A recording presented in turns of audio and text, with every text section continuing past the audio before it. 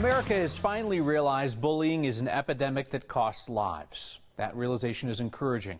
But our conversations about bullying these days are often so narrow, focusing on kids who are ridiculed because they don't conform or excel in the eyes of their peers. Even champions can be bullied. A wildly popular professional climber from Boulder shared her bullying story with Steve Steger. My name is Sasha D. Julian. I'm a professional rock climber. Professional rock climber is a humble way to put it. Sasha DeJulian is at the top of the sport, enough to make anyone in the climbing community jealous. And apparently it did. I chose to share something that had been hurting me for some time, and it was sharing a really hurtful meme that was posted on social media by another professional climber. We won't share it here with you. Doesn't deserve that kind of notoriety. People make mistakes, but this was just, it was really hurtful. But Sasha's post about it is worth a share. She screen grabbed his post, called out the guy, and said something about bullying. The only way to stop behavior like this is to stand up to it. My point that I want to convey to other women and men and parents of kids is that we need to vocalize what we stand up for. But Sasha isn't just talking to the victims of bullying. She's talking to all of us because she couldn't help but notice there were a lot of people, mutual friends of hers and this guy, who knew there was bullying happening. Many of them saw her post and told her they were glad she finally put him in his place. But she couldn't help but think, why didn't you stand up for me? And why was this okay? Why were you aware of this and let it go on? When we see behavior that we disagree with, we have a responsibility to stop it in the tracks too. If a friend of mine was experiencing this, I stand up for my friends. So 2 major climbing companies dropped their sponsorship with this other guy over this whole thing. He did write an apology on Instagram. In fact, he had to do it twice. The first time a lot of people said it wasn't sincere enough. He did it again. So a lot of people are saying this is opening up a new conversation in that community, that there might be a problem in the climbing community that they're not talking about. That's interesting. Yeah, because this isn't the first female climber who's been shamed like this in that community. Interesting, where you've got a sport with both sexes at play. Interesting. All right. Thank you, Steve. So we no longer do that Is the A-Line Working Today segment, and that's a shame because there is a great example of it working. Video appears to show the A-Line having an issue here because look, see those cars, they're on the wrong side of the gate and there's a train coming. What's that guy there? He's just standing there. But actually the crossing guard came in handy. RTD has reviewed this video, which was sent to us by an ex-viewer named Alex Mack. RTD says what you see there is a crossing guard who's alerted those drivers to stay back, to stay along the crossing gate. They had stopped too far forward and the bar came down behind them. The crossing bar on the other side stays up for an additional 5 seconds if a car is just kind of trying to beat the gate rolling through. These guys couldn't do that, so the crossing guard steps in and tells them, don't move forward, you're okay right there. So looks like the A-Line and the guard working that day. Kids in the foster care system want to stay connected with the best of the family they left behind, whether it be traditions or their heritage. That is hard in Denver, where there is a serious shortage of Latino foster parents. Denver Human Services says nearly half of its kids in foster care are Latino, while only 20% of its foster families are Latino. African American and Native American foster families are also underrepresented, but their share of kids in the local foster care system is smaller. The city's effort to enlist more minority families is highlighting parents like Cynthia Mercado and her husband, who have fostered almost 25 children. It's really hard to know that there's so many kids in Latino community. There are too many. There are too many, and we don't have too many houses and too many families. We need it. We need to help these kids.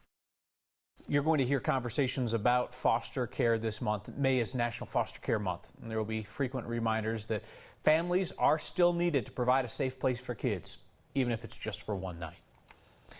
We have been putting political ads to our truth test for years, and you really don't see that many blatantly false claims because most candidates and campaigns know how to kind of massage a claim enough to skirt outright falsehoods.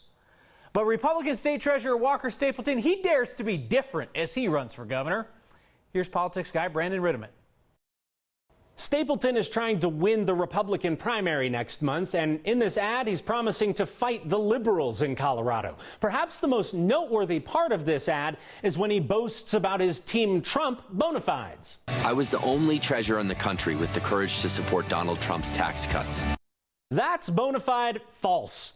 More than half of the state treasurers in this country are Republicans, and many proudly supported President Trump's tax plan. Some of those other treasurers even visited the White House to work on it. We found public statements of support from the treasurers of Idaho, Kentucky, Missouri, Utah, South Carolina, and Texas. When we asked Stapleton's campaign how he justifies saying he was the only one, they pointed out that he was the only state treasurer named in one White House press release last December. But that's not what Stapleton claimed here. As Colorado's treasurer, I stopped the largest tax increase in state history. That's an overstatement. First of all, as state treasurer, Stapleton barely has the power to stop payment on a check, let alone stop a tax increase. The treasurer has no veto power and only gets to cast votes as a member of a handful of state boards. The job boils down to being the state's accountant, investment advisor, and trying to reunite people with their unclaimed property. It is true Stapleton campaigned against Amendment 66, which would have raised income taxes for education, but so did a bunch of other conservatives. The ones who actually stopped it were you, the voters, who rejected it by almost 2-1 on Election Day of 2013. And I led the fight against a single-payer health care system. Because of that wording on screen, this is an overstatement too. Much like that tax hike for education, a lot of people campaigned against Colorado Care. And that wasn't just conservative. Stapleton was against it, but so were a lot of Democrats. Governor John Hickenlooper, Senator Michael Bennet, Morgan Carroll, who's now chair of the state Democratic Party. Heck, even liberal groups like Progress Now and Planned Parenthood were on the same side as Stapleton, campaigning against the thing. The voters ended up rejecting Colorado Care and the taxes to pay for it by about an 80-20 split. Bottom line, Stapleton's ad does give an accurate picture of where he stood on these issues, but in the name of making himself seem like the most courageous voice out of them all, this ad is writing checks his record can't cash. With your truth test, I'm Brandon Rittiman. We invite you to check our research for this and all of our truth tests. We put it right up in this section on 9news.com. And let us know if you see an ad that could use a good dose of truth. May I make a recommendation as a big podcast nerd? If I'm awake and I'm not working, I usually have a podcast playing, which probably isn't healthy. But Jeremy Hohola, who is a friend of this program, he's on our 9 Wants to Know team, he has made a true crime podcast investigating the story of a father of 4 from Denver who vanished last year. He was declared missing, only to be found dead later in his own home. This podcast is called Blame, Lost at Home. You can find it right now on 9news.com and all the usual places you find podcasts. A TV version of Jeremy's investigation airs next week.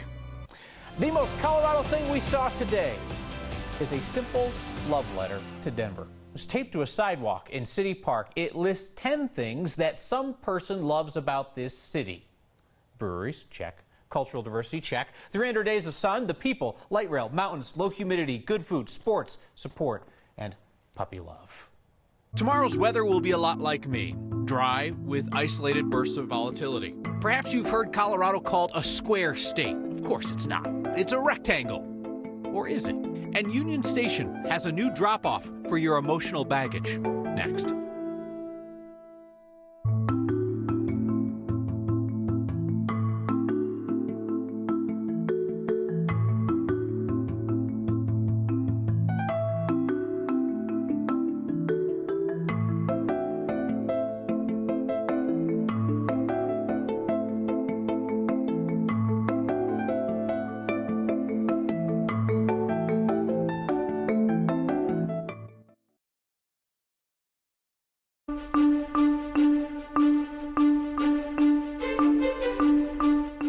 What a day, a nice break between storm systems. Typically, we see strong storms almost each and every afternoon.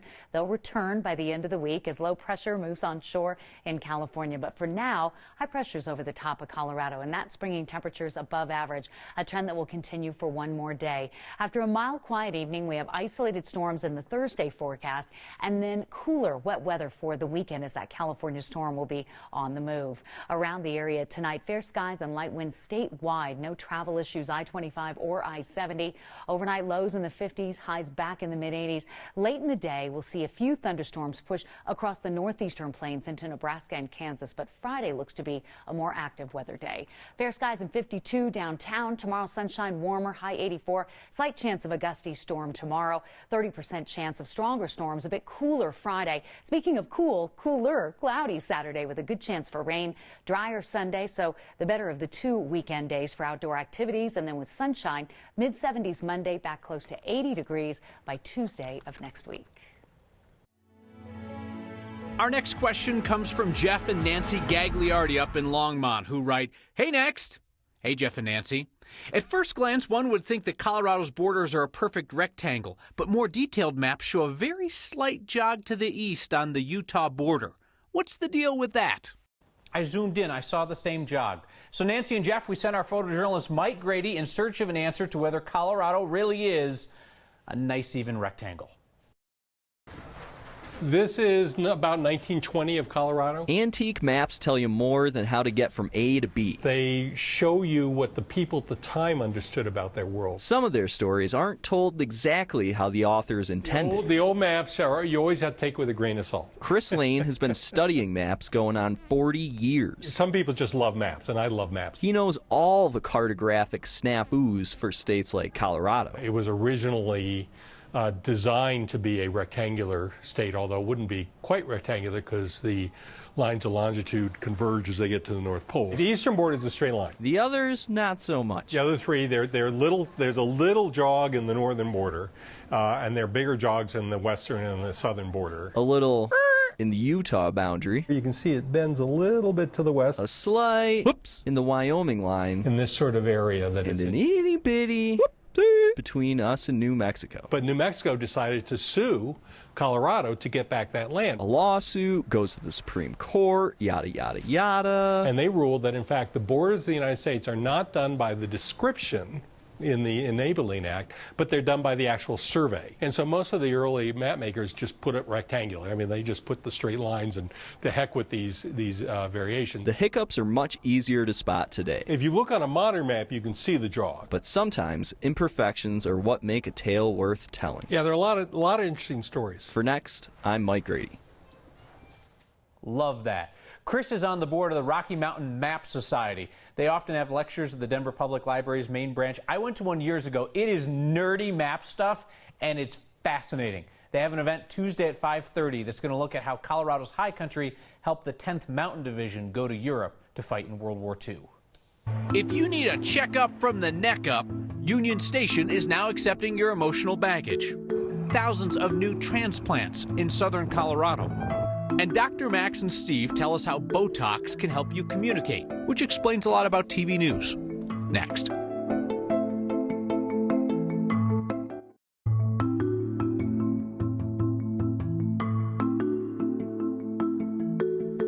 Maybe it's because the renovated Union Station is just filled with hipsters now, but it seems like a lot of the baggage there is emotional. If you feel like setting down that emotional baggage, the artist Stuart Semple provides the opportunity. I think emotional baggage is something that everybody carries around with them. Sometimes we want to get things off our chests, but we might not want others to know about them. This is a contemporary artwork. It's an art installation by British artist Stuart Semple. Stuart Semple chose Union Station because it is a really high traffic area.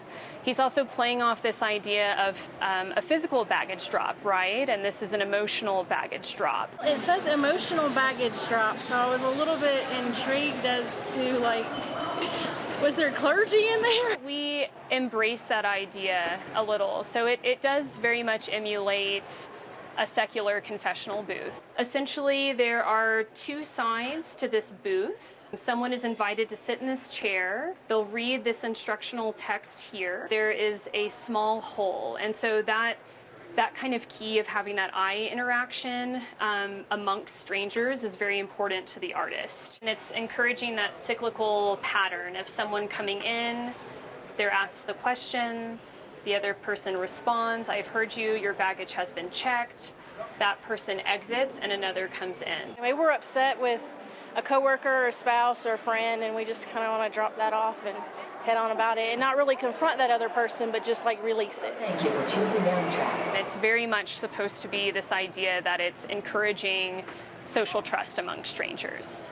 The more you release, the happier you can be. So I think it's a positive thing.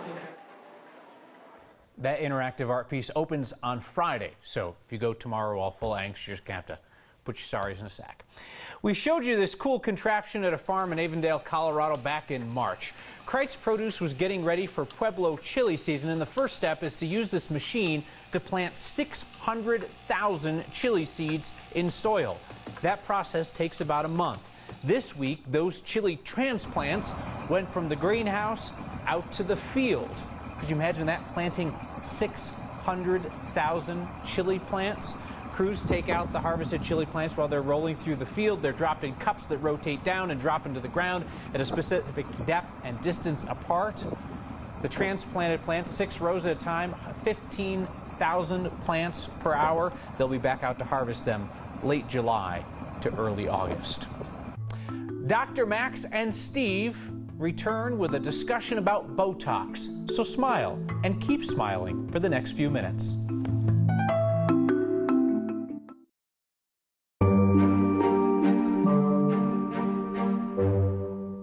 Hanging out in the 9 News break room with Dr. Max Wachtel. Just 2 dudes having a conversation. We're just chatting.